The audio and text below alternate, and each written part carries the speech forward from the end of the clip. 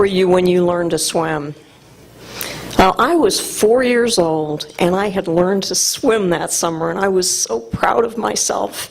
We were up at Lake Michigan, and this day was even better, because I had my mom all to myself. Daddy had gone into town with the boys, so there was no competition. It was just us. So I'm out in the lake, and I'm swim, look up, make sure Mom's still there, swim, Mom's still there, swim, oh, I can't touch. Oh no, I'm going down. Oh. Next thing, my mom's hand is on my shoulder, pulling me out. And I'm sitting on the sand, wrapped up in a towel, and it's nice and warm. Because you see what I had been doing, I had been swimming in circles. Strong arm, weak arm, long arm, short arm. And I was gradually working my way into deeper water. Now, most parents would yank that kid out of the water, and after they were sure they were okay, they would say, "Don't you dare go near the water again." My parents were a little different. They yanked me out of the water, made sure I was okay, and then put me in a swim class. But now you have another problem. How does a swim instructor explain to me how to swim straight? They don't have that experience. So I kind of say I learned to swim by head whacks. It's like paddle, paddle, whack, side of pool. Paddle, paddle, whack, side of pool. And I gradually started to swim a little straighter, just figuring it out for myself. And I learned to do that with lots of things. So, moving forward, I grow up, go to college, start a career, start a company, and then all of a sudden, in my late 40s, I'm up against the ultimate obstacle. Ovarian cancer. No history of cancer in the family. And this one you don't do by yourself. You do everything you need to do as a patient. You ask the questions. You keep yourself as healthy as you can. And you rely on the doctor. And you take your questions in to that doctor. And I got through it. Was I feeling victorious? No, actually I was feeling very depressed. Now, I didn't understand this. This doesn't make any sense. I got through my chemo, all the numbers are right, and here I am, I can barely get out of a chair. I was so depressed. What I didn't realize at the time is this is actually relatively normal. When you stop doing chemo, you're no longer doing something about the problem, and it's very scary. But I didn't know that. So one day I'm sitting there looking at the Times-Dispatch, and there was a notice in the paper about training for a little mini triathlon for the 50s crowd. And I looked at it and I thought, let's see, I can swim 300 yards in a pool. I have a bike I had in college hanging up on the rafters somewhere, pull that down, and I can walk the 5K. No way I could run it. And so I got into this group. Now I got into this for me. I got into it for my feelings, for my getting out of my depression.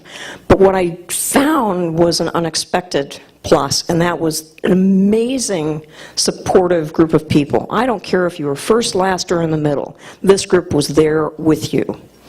And so I get out there and I do the 300-yard swim in the pool, nice line down below. And I get out and I do the 12-mile bike, and I did indeed walk most of the 5K at that point. Now I'd gone into this thinking, I'll do one and that'll be it. But I was hooked. And so I started doing a few more, and I started doing slightly longer events. And the next thing I know, it's about 5 years later, and I'm out at the shore of Lake Mead out in Nevada to do a national championship triathlon. Longer. Now the first thing you do if you're going to prepare for any event is you make sure you get yourself familiar with the course. So I get in my little rental car, and I had my Sherpa, my husband, I had left at home to take care of the dogs and horses. And I'm driving, and pretty soon the road's going like this, up in the mountains and then down and then up in the mountains. And there was no way I can ride this course. Got back to the edge of the lake, called my trainer, and said, I'm not starting. No way I can do this. And he says, Dorothy, calm down. You're trained for this. And I said, Michael, the hills in Hanover County are not the mountains outside of Las Vegas. Dorothy, You cannot look at this course by looking at the next mountaintop. You have to look at just the next 100 yards right in front of you and figure out how you're going to manage that 100 yards. I said, okay, I'll start. No confidence.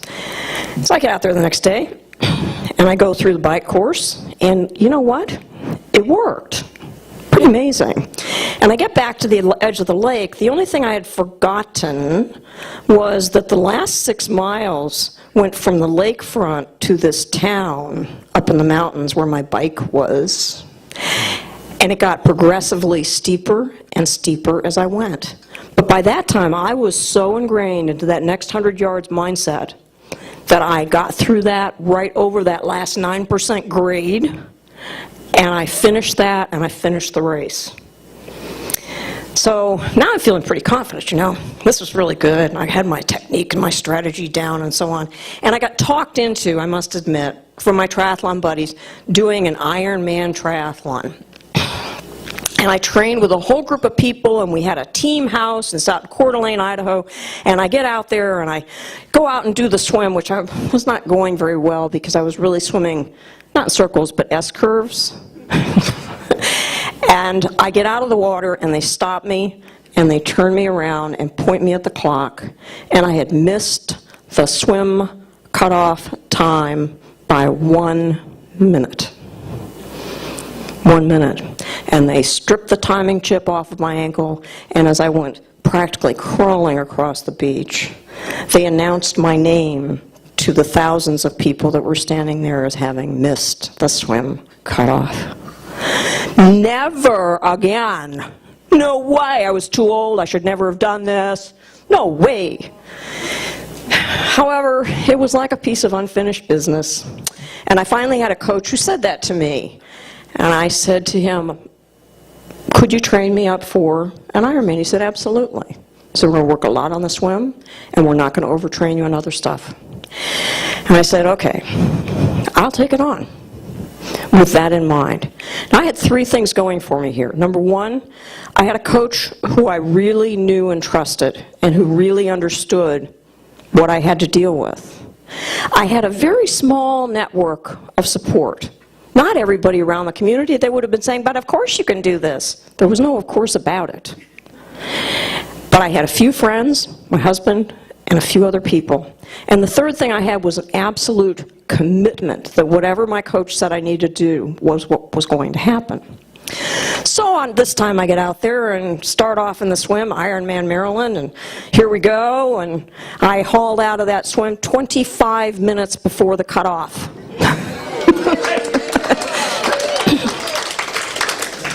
And I get on the bike and I crush that bike, 112 miles, and I was back in just over 6 hours. But then you have to do a marathon, and that's tough. 26.2 miles on top of all the rest of this.